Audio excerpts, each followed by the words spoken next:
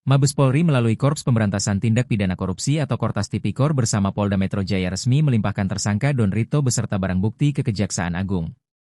Pelimpahan tahap 2 tersebut dilakukan setelah berkas perkara dinyatakan lengkap.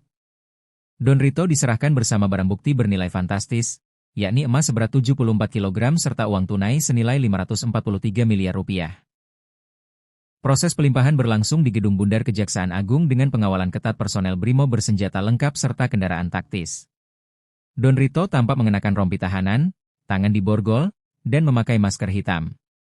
Saat digiring menuju Gedung Bundar, ia memilih bungkam dan tidak memberikan satupun pernyataan kepada awak media yang telah menunggu di lokasi.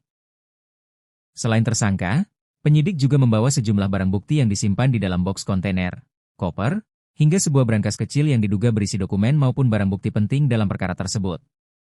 Kasus ini berkaitan dengan 3 perkara dugaan tindak pidana korupsi dan tindak pidana pencucian uang atau TPPU yang sebelumnya dialihkan dari kepolisian kepada Kejaksaan Agung. Kepala Pusat Penerangan Hukum Kejaksaan Agung, Anang Supriyatna, menjelaskan bahwa Kejagung telah menerbitkan 3 surat perintah penyidikan atau sprindik baru sebagai tindak lanjut atas pengalihan perkara tersebut.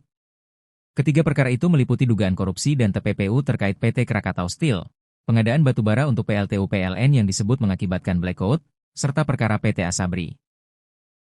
Dalam penyidikan ini, Kejaksaan Agung telah menetapkan 2 orang sebagai tersangka, yaitu Don Rito dari pihak swasta dan mantan Jaksa Agung Muda Tindak Pidana Khusus, Febrie Adriansyah.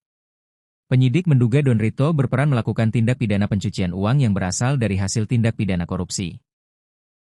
Sementara itu, Febrie Adriansyah diduga terlibat dalam dugaan tindak pidana korupsi dan atau tindak pidana pencucian uang yang berkaitan dengan penanganan perkara PT Asabri maupun sejumlah perkara dugaan korupsi lainnya.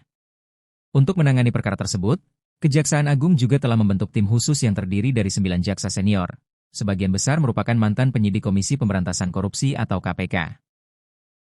Perkembangan penyidikan kasus ini diperkirakan masih akan terus bergulir seiring pendalaman terhadap alat bukti serta pemeriksaan para saksi.